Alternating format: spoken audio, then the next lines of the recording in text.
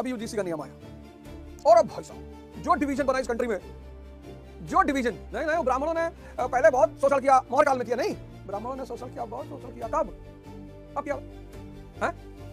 पढ़ाओगे नहीं कायदे से, तब तो नकल कराए, नकल करा के लाए 92%, पढ़े तो है नहीं, बिना आरक्षण के डॉक्टर अंबेडकर भगवान बन गए।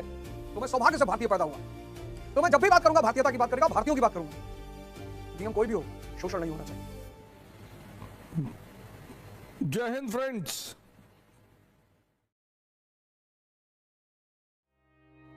अभी यूजीसी का नियम आया और अब भाई साहब जो डिवीजन बना इस कंट्री में, जो डिवीजन,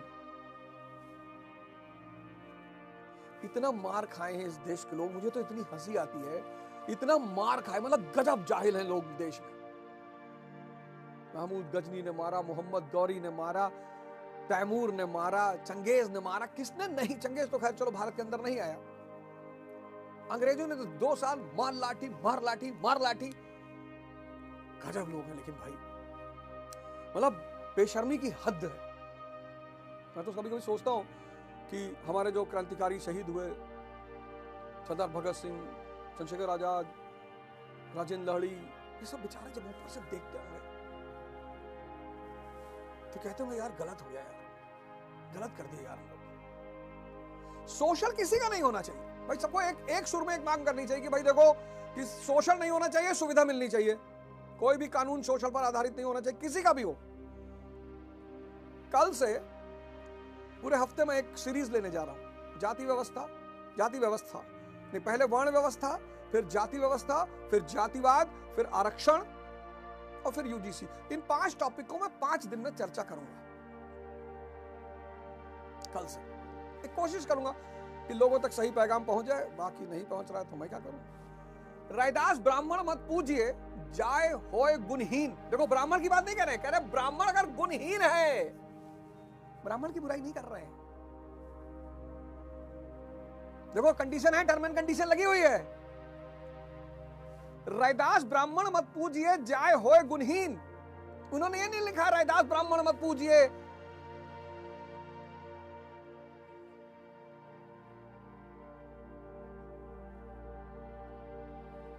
शुक्ला, तिवारी, मिश्रा, इनको ऐसा नहीं लिखा। उन्होंने कहा रैदास ब्राह्मण मत पूजिए, जाए होए गुणहीन। कंडीशन है ये, देखो ब्राह्मण के पास गुण है उसको भी पूजिए, पूजिए चरण चंडाल के, जाओ होए गुण प्रवीण। और ये काम किसने किया? परमहंस जी ने कहा। रसिक, रामकृष्ण परमहंस के शिष्य हैं रसिक, जात के अछूत हैं। स्वामी रामकृष्ण परमहंस जाति के ब्राह्मण हैं।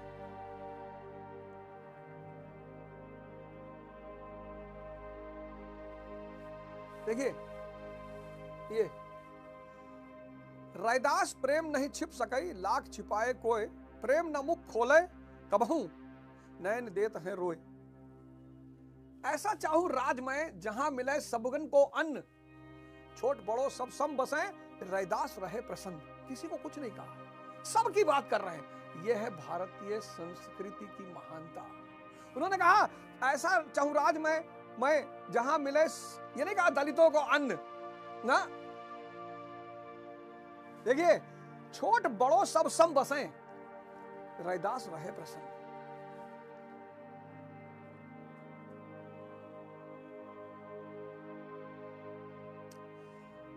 ये जो भारत की संत परंपरा है, कम से कम कबीर को तो पढ़िए, बड़ा मजा आएगा आपको, बड़ा आनंद आएगा। जीवन के बड़े सूत्र, मन के मते न चलिए, मन के मते अनेक हैं? मन के मते न चलिए, मन के मते अनेक, ये सब भारतीय आकाश के ऐसे तारे हैं जिनकी रोशनी में जिस दिन ये भारत चलना शुरू कर देगा, महान हो जाएगा।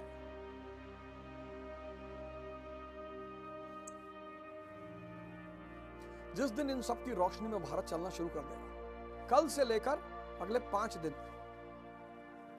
वर्ण व्यवस्था, जाति व्यवस्था, जातिवाद अलग अलग है, आरक्षण और यूजीसी, इन 5 विषयों पर चर्चा करूंगा। आप सभी का स्वागत रहेगा। यही शाम को 8 बजे करूंगा। अरे आवाज ओझा के चैनल पे आप लोगों का स्वागत रहेगा। आइए बैठिए, कहीं कोई त्रुटि हो तो बताइए। और किसी के आईटी सेल से अगर बैठे हैं तो कोई बात नहीं, कोई त्रुटि बताएंगे आपका स्वागत रहेगा।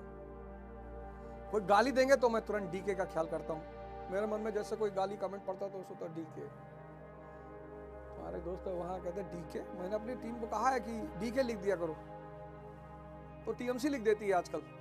टीएमसी बाबूजी तुम महान चरित्र। आज एक साहब ने कहा, मुझे फोन करवाया, कहा कि ये टीएमसी क्या लिखवाते हो यार नीचे कमेंट में। मैंने कहा तुम्हारा महान चरित्र, तुम क्या सोच रहे हो?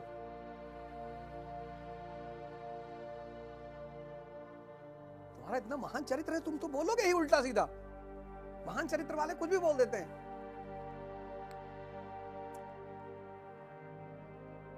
और आज सौभाग्य से जिस श्लोक को मैं पढ़ने जा रहा हूं, अरे भाई साहब, अगर वो श्लोक इस देश की सिर्फ 60% जनता मान ले तो भाई साहब 10 साल में ये देश महाशक्ति बन जाएगा। लेकिन मुझे लगता है कि इस देश के लोग अब बेचैन हो गए हैं कि यार गुलाम नहीं हो रहे, यार गुलाम नहीं हो रहे, यार गुलाम हो तो मजा आए। ऐसा थोड़े कि है जिस भाई किसी को मिटाना है उसको बांट दो। यूजीसी में नियम आने दो, एकदम आओ। लेकिन वो उसमें अगर किसी के भी सोशल के चांस हैं, नहीं होने चाहिए। नहीं, ब्राह्मणों ने पहले बहुत शोषण किया, मौर्य काल में किया नहीं। हमारे एक नेता हैं, दलित नेता, वो कहते हैं हम तो सम्राट अशोक के वंशज हैं। अच्छी बात है, और बड़ा स्वागत है आपका। आप सम्राट अशोक के वंशज हैं, आपका स्वागत है। और मौर्यों का इतना लंबा काल रहा, चंद्रगुप्त मौर्य, बिंदुसार, अशोक, 26 साल अशोक ने अकेले शासन किया, और आप कहते हो हम उनके वंशज हैं। तो वहां भी एक हमारे देश में टीचर हैं, सुकरात के नाना वाना है शायद, वो ऐसी बात कह देते हैं। कहते 3000 साल से ब्राह्मणों ने शोषण किया। 3000 साल, मतलब आपने इंडस वैली वाली स्क्रिप्ट पढ़ ली? हाँ और क्या भाई, इंडस वैली वाली स्क्रिप्ट पढ़ ली होगी तो उनको बाहर निकालना चाहिए ना उस स्क्रिप्ट को।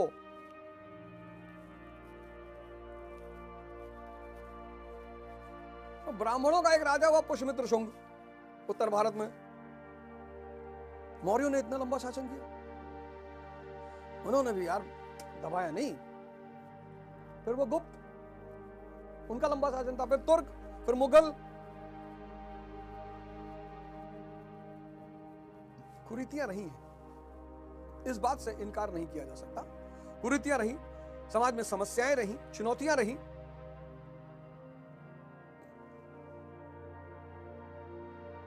एकदम रहा। ब्राह्मण अगर इतने शोषण करता होते, कबीर को ईसा मसीह की तरफ लटका दिए होते।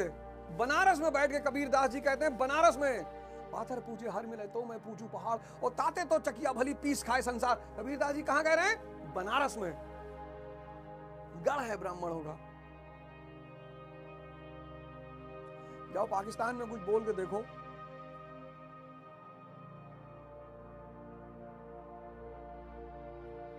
अफगानिस्तान में जाके कुछ बोल के देखो, Syria, Iraq, Iran, Saudi Arabia. Kabir Das ji Banaras में बैठे हुए, बनारस में, और वहां कह रहे हैं पाथर पूजे हर मिले। स्वामी ये संत रविदास जी कहां बैठे हैं? बनारस में, और वहां कह रहे हैं कि जो ब्राह्मण गुणहीन है उनकी पूजा मत करिए। किसने क्या कहा? ये बात तो बड़ी शानदार है भाई। टाइटल लगा है तिवारी, और दारू पी के नालिम पड़े, तब तो ब्राह्मण की एक सिंपल परिभाषा है, जो दुनिया को अच्छी दिशा दिखा रहा है, बस वो ब्राह्मण है। सदगुरु जी ब्राह्मण है, पंडित श्री श्री रविशंकर जी ब्राह्मण है। जो भी दुनिया को एक सही रास्ता दिखा रहा है, अंधेरे से निकाल कर रोशनी में ला रहा है, वो सब ब्राह्मण है। और आज सौभाग्य से रविदास जी के दिन जो आज श्लोक है, अरे भाई साहब तो यज्ञ, अगर आप चाहते हैं कि आपका जीवन स्वर्णमय हो जाए तो यज्ञ की शुरुआत करिए। यज्ञ क्या करेगा? दैवीय संपदा को बढ़ा देगा।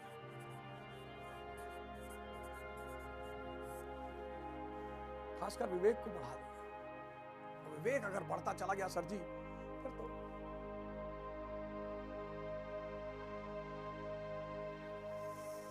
तो क्या है श्लोक 13वां? चातुर्वर्ण्यमय सृष्टम गुण कर्म विभागशः तस्य कर्तारमपि मां विद्वकर्तारम भयम।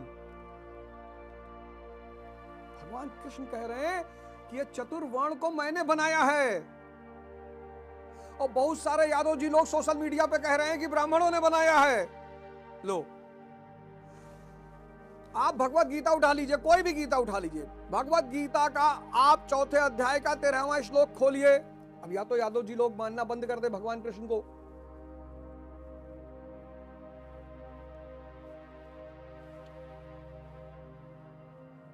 या तो यादव जी लोग मानना बंद कर दे। ये भगवान कृष्ण कह रहे हैं, भगवान कृष्ण। लोग बड़ा ब्राह्मणों पे इल्जाम लगाते हैं, सब ब्राह्मणों की रचना है। लेकिन एक बात मैं आपसे कहूंगा कि जिस वर्ण व्यवस्था की भगवान कृष्ण बात कर रहे हैं वो ब्राह्मणीय वर्ण व्यवस्था से अलग है। इस बात को तो मैं भी कहूंगा। ब्राह्मणीय वर्ण व्यवस्था जाति आधारित है और कृष्ण की वर्ण व्यवस्था कर्म आधारित है। बुद्ध की वर्ण व्यवस्था कर्म आधारित है। ये जाति आधारित वर्ण व्यवस्था, सॉरी, ये जन्म आधारित वर्ण व्यवस्था, ये भारत की बर्बादी का बहुत बड़ा कारण है। भारत की बहुत बड़ी खोज है वर्ण व्यवस्था। मैं जन्म आधारित वर्ण व्यवस्था का कभी समर्थन नहीं करता, लेकिन चूंकि भगवान कृष्ण कहते हैं कि मैंने बनाया, और किस आधार पर बनाया? अब देखिए, भगवान कृष्ण कह रहे हैं कि भैया वर्ण व्यवस्था मैंने बनाया। भगवान कृष्ण कह रहे हैं कि भाई वर्ण व्यवस्था मैंने बनाया। ये भगवान कृष्ण कह रहे हैं गीता में 13वें श्लोक 4था अध्याय में। किस आधार पे? कर्म के आधार पे। और कर्म मतलब आराधना। पिछले श्लोक में 12वें श्लोक में मैं आपको बता चुका हूं। अर्जुन चातुर्वर्ण्यम मैं सृष्टम। अर्जुन, ये जो 4 वर्ण हैं ये मैंने बनाए हैं।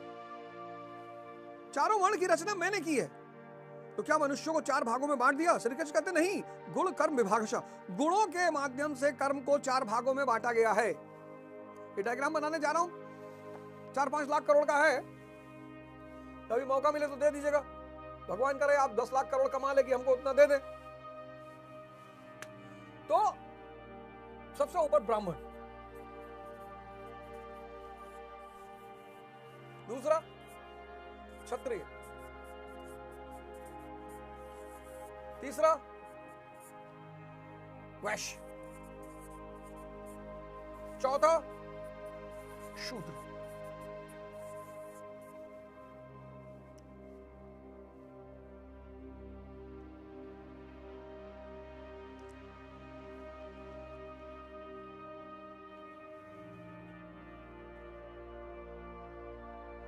ब्राह्मण, क्षत्रिय, वैश्य, शूद्र, चारों। किस पे आधारित है? कर्म पे आधारित है।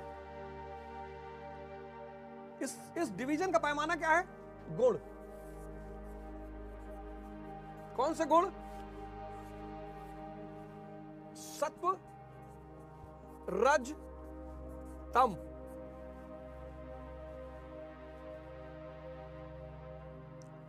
अब जिसके अंदर तमस बहुत ज्यादा है वो क्या होगा? वो क्या होगा? आलसी होगा, आलस्य। किसका शिकार होगा? निद्रा का, प्रमाद,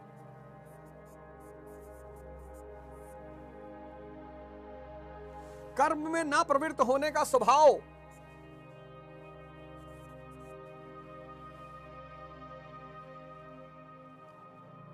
जानते हुए भी अकर्तव्य से निवृत्ति ना हो पाने की विवशता रहेगी। यह शूद्र है। आलस्य, 40 घंटा सो रहे हैं, दिन तो वैसे 24 घंटे का होता है, वो सोने में भी 15 घंटा और मार लेते हैं, सपने में भी सो रहे हैं, शूद्र। तमस की प्रधानता यानी शूद्र। अब आज आप चेक कर लो आप में से किसके अंदर ये सब गुण है।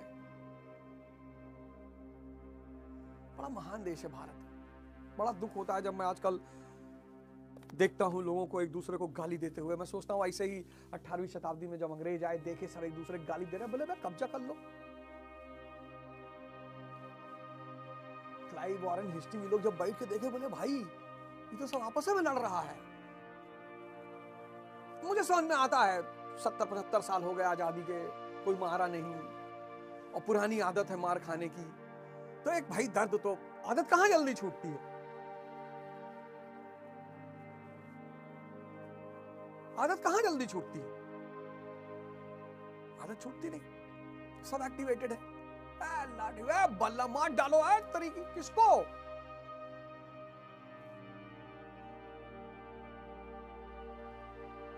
हमको नौकरी नहीं मिल रहा है। कंपाउंड का परिभाषा बताओ।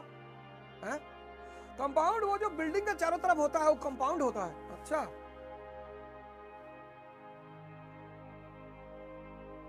बिना आरक्षण के डॉक्टर अंबेडकर भगवान बन गए।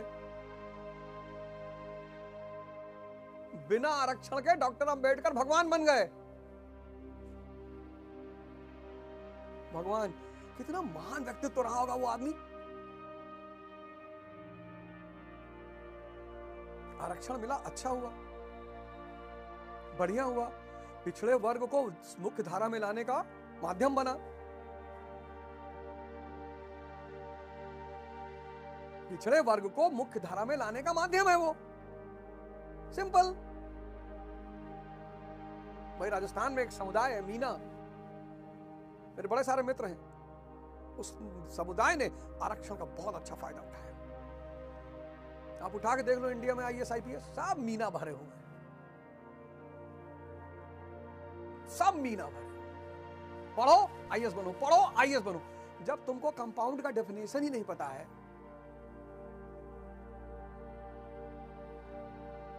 मैं गया था LPU में, लवली प्रोफेशनल यूनिवर्सिटी में, 2500 लड़के बैठे हुए थे। अभी 3-4 दिन पहले की बात है। मैंने कहा 5000 का एक सवाल है। बोले जी सप्ताह में। हाँ जी पूछो पूछो जी, पूछो जी पूछो। हमने करेंसी सिस्टम कब पैदा होता है? 2500 में कोई जवाब नहीं दे पाया। 4-5 दिन पहले था लवली प्रोफेशनल यूनिवर्सिटी में।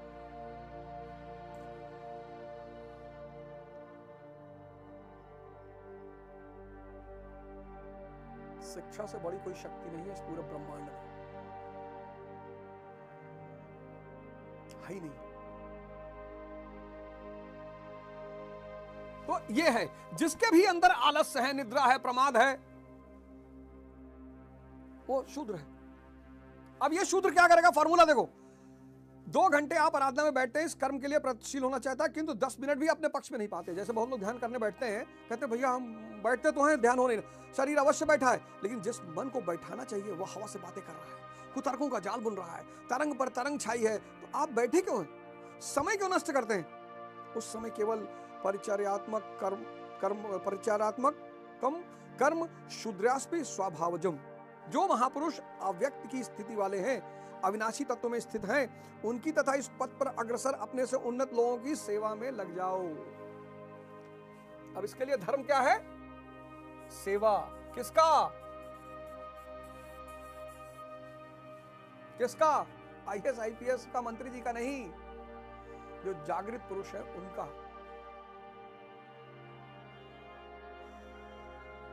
सेवा। सेवा से क्या होगा? अहंकार गिरेगा। अहंकार यानी मैं, अहंकार गिरेगा। जितना जितना अहंकार गिरता जाएगा उतना उतना मैं गिरता जाएगा, और जितना जितना अहंकार और मैं गिरता जाएगा उतना उतना आपकी चेतना निखरती जाएगी, और जितनी चेतना निखरती जाएगी उतना विवेक पैदा होता जाएगा। तो जाया करो। गुरु महाराज आजकल आश्रम में ही है, चले जाओ, झाड़ू लगा दो, पोछा लगा दो, कुछ वहां की चूल्हा चौकी में काम कर दो।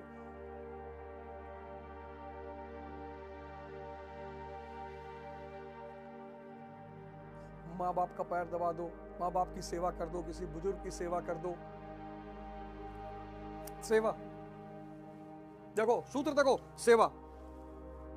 इससे दूषित संस्कार शमन होते जाएंगे, साधना में प्रवेश दिलाने वाले संस्कार सबल होते जाएंगे। दूषित संस्कार कमजोर होते जाएंगे और साधना में सबल होने वाले संस्कार मजबूत होते जाएंगे। सेवा क्रमशः तामसिक गुण न्यून होने पर राजसिक गुणों की प्रधानता तथा सात्विक गुण के स्वल्प संचार के साथ साधक की क्षमता वैश्य श्रेणी की हो जाएगी। तो जब आप साधना शुरू करोगे तो आपका तामसिक गुण कम होगा और सात्विक गुण बढ़ेगा। इस स्टेज में क्या होगा कि आपका सात्विक जो गुण है ये बढ़ेगा और तामसिक गुण जो है ये कम होगा। तो सात्विक गुण जब बढ़ेगा तो आपको अपने अंदर परिवर्तन दिखाई पड़ेगा। उस समय वही साधक इंद्रिय संयम, आत्मिक संपत्ति का संग्रह स्वभावतः करने लगेगा। परिवर्तन दिखाई पड़ेगा ना। ये डायग्राम बना रहा हूं 6-7 लाख करोड़ का है।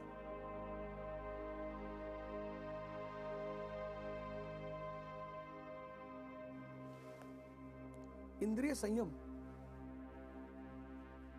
संयम अग्नि, पिछले श्लोक में शब्द आया था। संयम अग्नि के द्वारा अपने इंद्रियों को अंदर लाना। कैसे? यज्ञ ही एकमात्र कर्म है।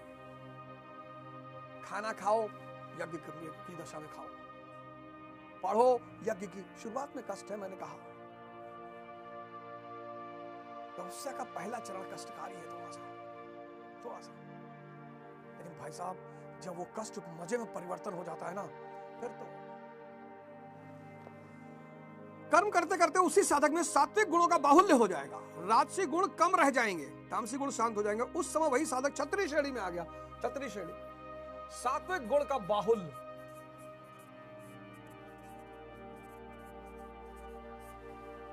क्षत्रिय हो गया, विवेक ज्यादा हो गया, वैराग्य ज्यादा हो गया, शम ज्यादा हो गया, दम ज्यादा हो गया। राजसी गुण है अभी और तामसी तो खत्म। अभी यहां राजसी गुण है आपके अंदर। क्षत्रिय, शौर्य, कर्म में प्रवृत्त रहने की क्षमता, पीछे न हटने का स्वभाव, सब भावों पर स्वामी भाव, प्रकृति के तीनों गुणों की काटने की क्षमता उसके स्वभाव में ढल जाएगी। अरे बाप रे बाप, इस स्टेज में आप पहुंच के क्या क्या कर लेंगे? शौर्य, कर्म में प्रवृत्त रहने की क्षमता, 24 घंटे ध्यान रखना शुरू हो जाएगा। पीछे ना हटने का स्वभाव, ताकत आ गई ना, अब कहां पीछे हटना। सब भावों पर स्वामी भाव, सब भाव, काम, क्रोध, लोभ, मोह, जितने भाव हैं सब पे स्वामित्व। इमेजिन करो काम के भाव पर आपका स्वामित्व हो जाए। सोचो बस, विचार करो कितनी बढ़िया। क्या बाप, ये देश। आप इमेजिन करो, आप सिर्फ इमेजिन करके देखो, आंख बंद करो, सारे लोग जितने लोग बैठ के सुनो, आप सिर्फ आंख बंद के सोचो कि काम के भाव पे आपका स्वामित्व आ गया। अरे बाप रे बाप, सोचो आपकी सारी ऊर्जा कहां लग जाएगी। आप खिलाड़ी है तो खेल में, आप स्टूडेंट है तो पढ़ाई में, और फिर आप एक्सेल नहीं करेंगे। फिर आप उस अपनी दिशा की ऊंचाइयों पे नहीं पहुंचेंगे।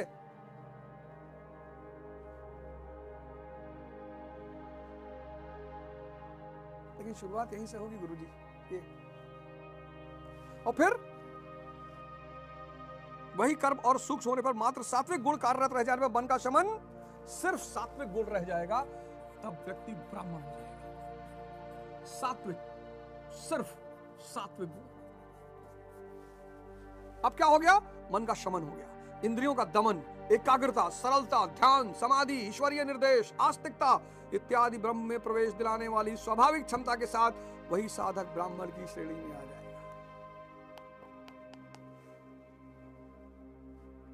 कितना बड़ा सिद्धांत है भारतीय संस्कृति का, कितना बड़ा सिद्धांत है भारतीय संस्कृति का। कितनी महान संस्कृति है जो भगवान बनाना जानती है। हमसे हमारे दोस्त ने पूछा लंदन में, कहा वह ओझा, मैंने कहा जी, कहा भगवान तुम्हारे घर पे ही काहे पैदा होते देश में। मैंने कहा द्विज का सिद्धांत। बोले ई का है। हम क्या, आओ चलो बनारस को बताए। तुम लोग अच्छी उपलब्धि की है मटेरियल वर्ल्ड में, मानते हैं भाई, एक्सेप्ट करते हैं। तुम्हारे पास आइंस्टीन है, हमारे पास बुद्ध है। और अगर हम बुद्ध के साथ आइंस्टीन को भी अपने देश में पैदा करने लगे, हम वहां शक्ति बन जाए। पर ये जाहिल देश, ब्राह्मणों ने शोषण किया, बहुत शोषण किया। कब? अब क्या है? पढ़ाओगे नहीं कायदे से। किसी दलित संगठन को मैंने अंबेडकर पर निश्चित समय अवधि पर चर्चा करते हुए नहीं देखा। पढ़ाओ यार, ऑर्गेनाइजेशंस बनाए हो तो बुलाओ लड़कों को, उन पे चर्चा करो, संगोष्ठी करो, पढ़ाओ उनको, तब तो नकल कराए। नकल करा करा के लाए 92%, पढ़े तो है नहीं।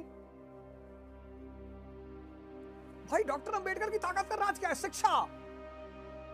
एक दलित लाके दिखाओ मुझे, एक जिसके पास अच्छी शिक्षा हो और जीवन में वो व्यवस्थित ना हो। एक लेकर आओ। डिग्री की बात नहीं कर रहा हूं, ज्ञान की बात कर रहा हूं। एक लेकर आओ, एक।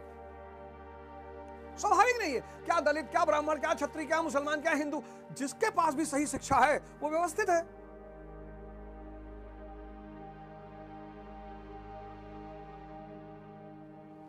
अब अपनी कमियां नहीं गिना रहा है। राजनीतिज्ञों को देखो, दिमाग देखो, उलझा रहे हैं आपको। ब्राह्मणों ने शोषण किया, भाई इंडस्ट्रियलाइजेशन कर देते यूपी बिहार में पिछले 75 साल में, तो पैसा बढ़ता लोगों के पास, अच्छी शिक्षा बढ़ती, पैसा बढ़ता, अच्छी शिक्षा बढ़ती, इंडस्ट्री बढ़ती, इंफ्रास्ट्रक्चर बढ़ता, अर्थव्यवस्था बदलती, समाज बदलता। चीन ने बदला कि नहीं बदला? यूरोप का इतिहास पढ़ो, 1000 साल तक पादरियों ने आतंक मचाया वहां पे, व्यवस्था की वजह से। लेकिन पुनर्जागरण हुआ, भौगोलिक खोजें हुई, इंडस्ट्रियल रेवोल्यूशन हुआ, पूंजीवाद आया, पूरा यूरोप बदल गया। आज वो अपने पुराने समय को याद करते हैं? नहीं करते।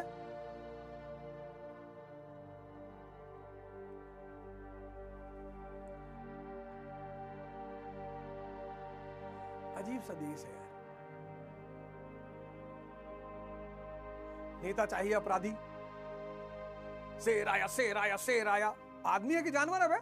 नहीं नहीं, है तो भैया आदमी। शेर आया, शेर, फलाना शेर, धमाका शेर। इतना शेर पैदा होगा इस कंट्री में इस वक्त कि अब जंगल में शेरों की जरूरत ही नहीं। ये हिंदू शेर नहीं आ रही, वो हिंदू शेर आ रहा है, वो मुस्लिम शेर आ रहा है। अरे भैया मेरे,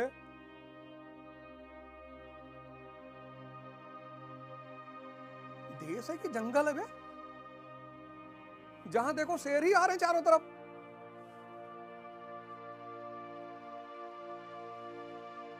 जहां देखो शेर, दलित शेरनी, हिंदू शेरनी, ब्राह्मण शेरनी, क्षत्रिय शेरनी। जो नेता 10 गाड़ी से निकल रहा है, शेर आया, शेर आया। अबे नेता चुने हो कि मदारी चुने हो? गजब देश है भाई। फिर कह रहा जी बहुत परेशान है जी, बहुत लूट लिया जी नेताओं ने। बस शेर चुने हो तो तुम्हारा शिकार तो करेगा ही। जब शेर नेता चुने हो और तुम हो भेड़, तो भेड़ों ने शेर नेता चुन लिया। अब वो शेर नेता तुम्हारा शिकार कर रहा है तो तुम चिल्ला रहे हो। पढ़ा लिखा विद्वान नेता चुनते, डॉक्टर अंबेडकर टाइप का, राम मनोहर लोहिया टाइप का, जवाहरलाल नेहरू टाइप का पढ़े लिखे विद्वान। तो नेहरू की अगर बात तुमसे की जाए तो तुम तो कहोगे नेहरू जी, अरे भैया उनका एडविना से अफेयर था, तुम्हारा तो तुम्हारी नौकरानी से भी नहीं हुआ। तो वाइसरॉय की पत्नी से अफेयर। पंचशील सिद्धांत जानते हो? नहीं भैया। नॉन अलाइन मूवमेंट जानते हो? नहीं नहीं, ये तो नहीं जानते।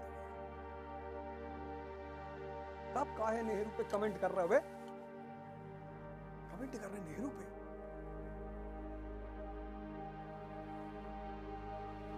और इनको कुछ बोल दो, अब ठीक है भाई, अब बोलोगे गाली दे। एक नई चीज पकड़ ले, गाली देने से। गाली दे रहे हो तो डीके हो, तो दो बे गाली, क्या फर्क पड़ता है भाई? अर्जुन ने अभिमन्यु की मां को चक्रव्यूह का सिद्धांत बताया जब पेट में था अभिमन्यु, तो वो चक्रव्यूह का सिद्धांत जानकर पैदा हुआ। तुम्हारे बाप ने तुम्हारी अम्मा को गाली देता रहा होगा, तो तुम पेट में थे वही सीखे। तुम्हारी गलती नहीं है दोस्त।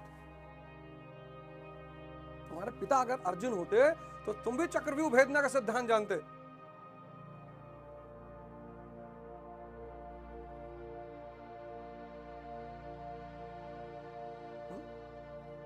कितना बड़ा सिद्धांत, 13वां श्लोक 4वें अध्याय का। इससे बड़ा सूत्र, भगवान बनाने का सूत्र है भारतीय संस्कृति का। ये भगवान बनाने का सूत्र, भगवान। और तुम चपरासी बनने के लिए मरे जा रहे हो। हा? मरना है नहीं, मेहनत करना है नहीं, तपस्या करना है नहीं जी, तावीज बना दो। तावीज जवानी में या तो सिकंदर बनोगे या मजनू बनोगे। मजनू बनना बड़ा आसान है सर। हमारा गर्लफ्रेंड सर हमसे नहीं बात कर रहा, साला ऐसा कोई दिन नहीं जाता जब मैं भाई काउंसलिंग सेशन भी चलता है, हम मरा हुआ हो ना। रावण मर गया, मंदोदरी ने विभीषण से शादी कर ली, बाली मर गया, तारा ने सुग्रीव से शादी कर ली। लेकिन शंकर जी अमर है, प्रभु है, भगवान है, पार्वती जी उन्हें नहीं छोड़ के जा सकती। तो तुम बनो ना भगवान शंकर जैसे, 10% बन जाओ यार, ज्यादा नहीं बन सकते, 10% बन जाओ, 15% बन जाओ। तुम माइनस में चल रहे हो, डिप्रेशन हो जा रहा है तुमको।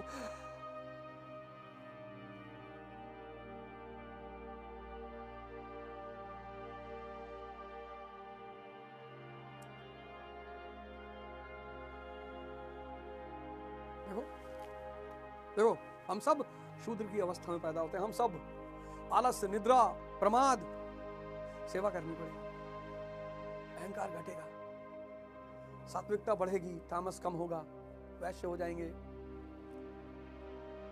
इस इंद्रिय संयम की रक्षा करनी पड़ेगी, पॉजिटिविटी की रक्षा करनी पड़ेगी। फिर सात्विकता का बाहुल्य हो जाएगा, रजस बचेगा, फिर रजस पूरी तरह खत्म, सिर्फ सात्विकता बचेगी, आप ब्राह्मण हो जाओगे। आप सम्मान चाहते हो ना, आप सम्मान चाहते हो, सम्मान चाहते हो तो शक्ति पैदा करो।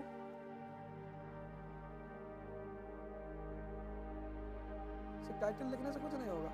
देखो ये देखो, ये वही कर्म और सूक्ष्म होने पर, तो अब जब आदमी ब्राह्मण हो गया तो मन का शमन हो गया, इंद्रियों का दमन, एकाग्रता, सरलता, ध्यान, समाधि, ईश्वरीय निर्देश, आस्तिकता इत्यादि ब्रह्म में प्रवेश दिलाने वाली स्वाभाविक क्षमता के साथ वही साधक ब्राह्मण श्रेणी का हो जाता है, या ब्राह्मण श्रेणी के कर्म की निम्नतम सीमा है। जब वही साधक ब्रह्म में स्थित हो जाता है, उस अंतिम सीमा में वह स्वयं में न ब्राह्मण रहता, न क्षत्रिय, न वैश्य, न शूद्र,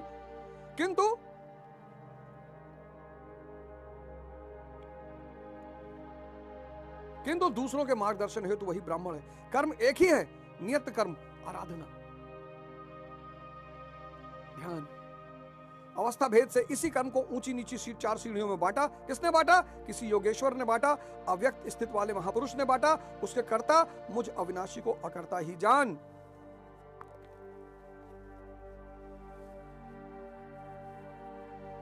कल आप लोगों से मुलाकात होगी, कल वर्ण व्यवस्था पढ़ाऊंगा, बताऊंगा वर्ण व्यवस्था भारत में कैसे पैदा हुई। और भगवान कृष्ण कह रहे मैंने बनाया, ब्राह्मण नहीं, गीता में भगवान कृष्ण कह रहे मैंने बनाया।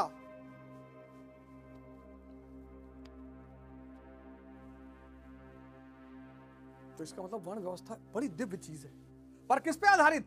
कर्म पर आधारित। ये पूरा डायग्राम आप बनाकर जहां आप सोते हैं, उठते हैं, बैठते हैं, पढ़ते हैं, वहां चिपका लीजिए कि मुझे इस क्रम पे विकास करते जाना है। कैसे? पिछले श्लोक ने बता दिया था, यज्ञ के द्वारा। यज्ञ करते, यज्ञ क्या है? श्वास प्रश्वास का पर नजर। यज्ञ बढ़ाओगे, दैवीय संपदा बढ़ेगी, दैवीय संपदा बढ़ेगी, तमस कम होता जाएगा, सात्विकता बढ़ेगी, फिर सात्विकता का बाहुल्य हो जाएगा, फिर सिर्फ सात्विकता बचेगी। और क्या चाहते हो दोस्त? मैं तो देख रहा हूं आजकल लोगों को बड़ा मजा आ रहा है। कई सारे पत्रकार भाइयों ने फोन किया, यूजीसी पर टीवी वो दे दिया। अरे ये सब रायतेबाजी है, ये सब जनता को बहलाने का माध्यम है। मैं सौभाग्य से भारतीय के रूप में पैदा हुआ हूं, आजाद भारत में पैदा हुआ हूं, जब से भारतीय रहते हैं,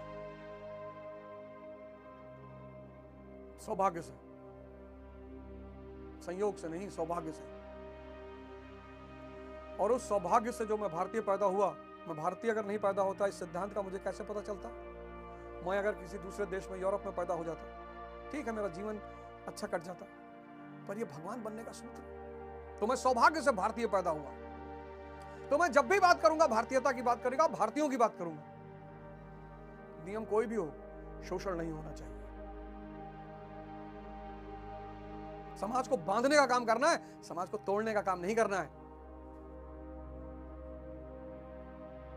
नियम कोई भी हो, सोशल पर आधारित नहीं होना चाहिए।